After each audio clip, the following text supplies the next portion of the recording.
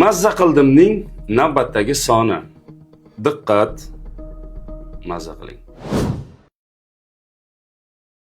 Bo'm-bo'sh ko'chada tunda yonib turgan chiroqdek bo'lma. Kim uchun yonib turganing aniq bo'lsin.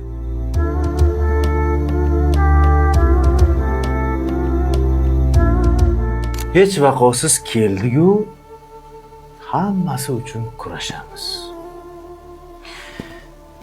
Hech vaqosiz ketamiz-u, hammasi uchun so'ralamiz.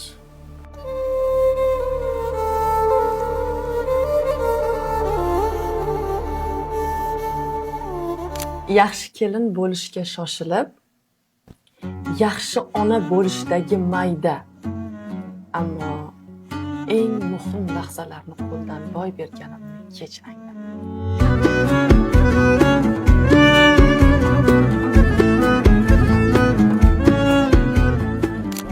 Sizni erkalatayotgan, maqtayotgan lablar ortida sizni g'ajib tashlashi mumkin bo'lgan tishlar borligini unutmang.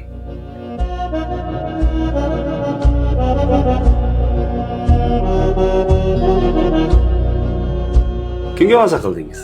Shahlo, Asadullo, Malika yoki Akmal? Izohlarda albatta yozing.